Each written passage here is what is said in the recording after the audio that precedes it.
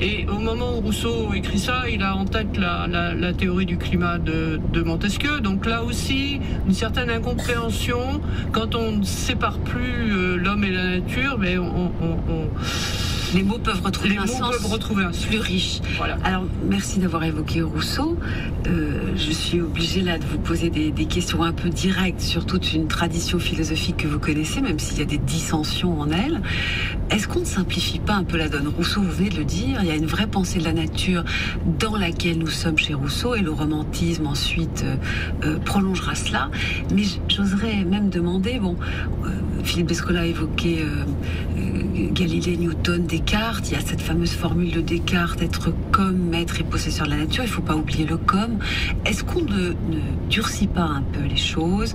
Est-ce que les cartésiens que nous recevons ici dans cette émission souvent nous disent mais c'est pas si simple, l'âme et le corps sont séparés mais en fait ils marchent ensemble. On ne peut pas dire si vite que tout était séparé entre nature et humain pour Descartes. Quel est votre point de vue sur... Alors je crois que pour Rousseau il y a une sorte d'injustice rétrospective ou d'incompréhension rétrospective. C'est-à-dire on fait de Rousseau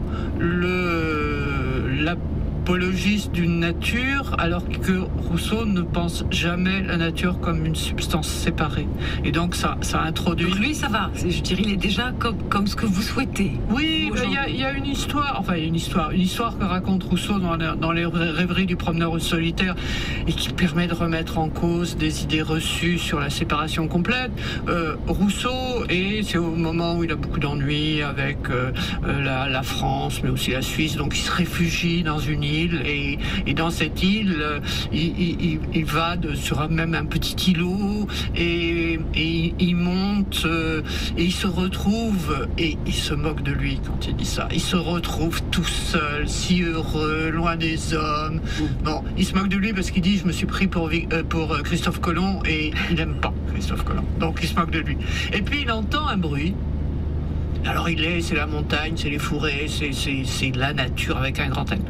Et puis il entend un bruit répétitif, il se rapproche, il regarde de l'autre côté du fourré, et qu'est-ce qu'il découvre? Une manufacture de bas. Autrement dit, la nature n'est jamais sans homme, et donc les idées reçues sur Rousseau, admirateur de la nature sauvage, quand il croit trouver la nature sauvage, il se moque de lui, et il découvre cette manufacture de bas, et il continue en disant mais au fond la Suisse c'est comme ça, c'est une sorte de grand jardin où les villes sont mélangées avec la nature. Et cette imbrication, vous trouvez ça bien chez Rousseau? C'est une chose que vous aimez, cette complication. Bien sûr. Répondez-moi peut-être sur Descartes. Est-ce qu'on ne simplifie pas les choses comme si ce monsieur Descartes avait mis l'homme complètement à côté de la nature, alors qu'il a quand même un corps, qu'il a quand même écrit sur les passions? Est-ce que c'est pas un peu trop simple tout ça, Catherine? Oui, mais bien sûr que c'est trop simple tout ça, parce qu'en réalité, évidemment, un philosophe, il peut pas... Il est obligé de voir le monde avec une réalité beaucoup plus pointue que quelqu'un qui pourrait séparer les choses aussi drastiquement. L'homme serait sorti de la nature et il serait complètement un monde à part de la nature. Évidemment que pour Descartes, comme pour Rousseau, comme pour Kant, pour Hegel, pour Platon ou pour Aristote, il y a une conscience que nous sommes issus de ce monde naturel. Simplement, si on s'est séparé, si on s'est distingué de ce monde, c'est qu'il y a une raison, évidemment. On ne s'est pas séparé pour... enfin, voilà, l'évolution n'a pas séparé une branche des primates pour en faire ce que nous sommes devenus, c'est-à-dire l'humanité, qui va découvrir l'idée du divin, qui va se poser la question sur la création. Qu'est-ce qui a fait qu'il y a quelque chose plutôt que rien? Qu'est-ce qui a créé cet univers? Pourquoi le monde est ainsi, etc. Et donc avec l'imagination de la création du fait qu'il peut y avoir un principe créateur à l'origine de tout ça, c'est pas pour rien. Donc c'est pour que nous réalisions quelque chose. Et il suffit d'observer pour voir ce que nous sommes en train de réaliser. C'est-à-dire, nous allons vers cet état de perfection.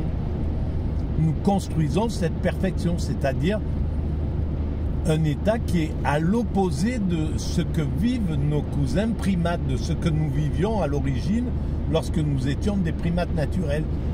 C'est-à-dire un état où l'homme est entièrement protégé, où l'homme n'a plus le stress que peut vivre un chimpanzé dans la nature, où l'homme est dans une tranquillité absolue. Donc il a résolu tous ses problèmes de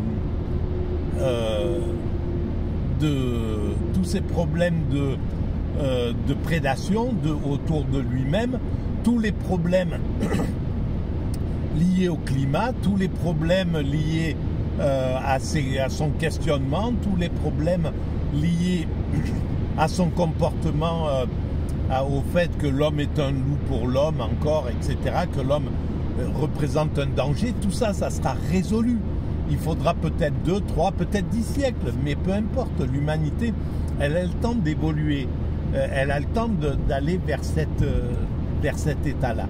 Et donc, on sortira de la nature tout en gardant le principe fondamental de la nature, c'est-à-dire les sensations, le fait de jubiler, de jouir de ce corps qui contient notre esprit, etc., qui permet d'atteindre cette extase et de la ressentir. On aura ce corps sera là, il sera complètement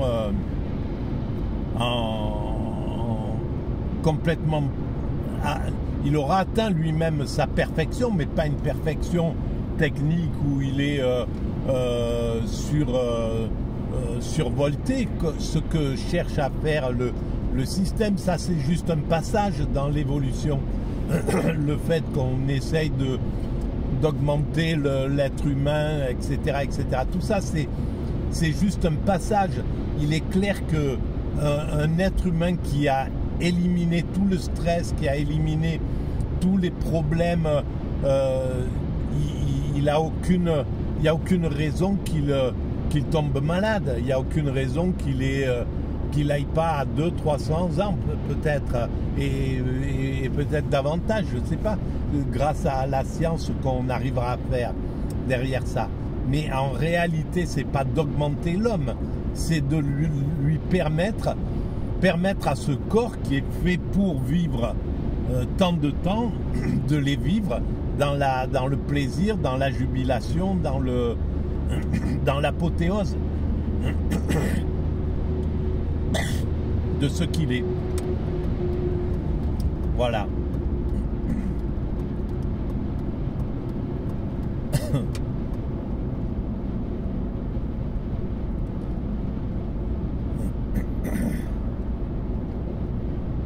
Voilà donc ce qu'on pouvait dire. C'est ça alors, purée. Mais qu'est-ce qu'il me fait ces voitures-là? Je suis perturbé avec ça. Bon, bref, voilà l'histoire telle qu'on peut la voir. Qu'est-ce qu'ils disent encore? Il y a un rapport complexe à cette opposition entre nature et culture. J'ai eu l'occasion d'en discuter avec lui lorsque j'ai publié Par de la nature et culture. Sur la nature et la culture. Il m'avait dit cette phrase si j'étais plus jeune, je reprendrais tout. Ça fait plaisir, ça, par son directeur. C'est ça, voilà, ça m'a. Il a un grand monsieur comme ça. Ça m'a évidemment beaucoup flatté. Et en fait, il est à la fois naturaliste en ce sens que dans beaucoup de textes, il parle sans doute de Claude Lévi-Strauss. Il explique cette chose, par exemple, on ne comprendra véritablement les institutions sociales que quand on comprendra le fonctionnement du cerveau. Et donc, il est d'un déterminisme absolument implacable naturaliste en la matière, en ayant une très grande foi dans la capacité que l'on va développer progressivement à comprendre mieux la psyché humaine, et dit ce que je fais moi, c'est d'essayer de comprendre les fonctionnements, les lois de fonctionnement de l'esprit à travers la façon dont il se reflète dans les institutions. Mais lorsque la psychologie, notamment la psychologie cognitive et les neurosciences auront véritablement atteint leur vitesse de croisière, on n'aura même plus besoin de sciences humaines, parce qu'on saura à partir de ce fonctionnement décrit par les neurosciences comment les institutions d'abord comment les hommes pensent, et surtout comment les institutions se déploient. Donc il y a cet aspect qui est constant chez lui, d'un réductionnisme naturaliste profond, et en même temps l'opposition entre nature et culture, elle est méthodologique, il l'a dit, je l'ai rappelé, et dans des textes comme les mythologiques par exemple. Mais l'opposition entre nature et culture, elle est là, elle existe, elle est nécessaire en réalité. Simplement, il ne faut pas que ça soit une opposition combative, une opposition méprisante, une opposition... C'est juste la compréhension de notre sortie d'un système des lois de la nature pour passer sur les lois de la culture, et pour atteindre un état qui est originel en somme, qui est une sorte de paradis terrestre, c'est-à-dire ce que pourraient vivre les primates naturels, une troupe de chimpanzés, si elle avait résolu ses problèmes d'agressivité, de compétitivité, de compétition violente, de dominant-dominé, ces problèmes de soumission au climat, aux problèmes climatiques, etc.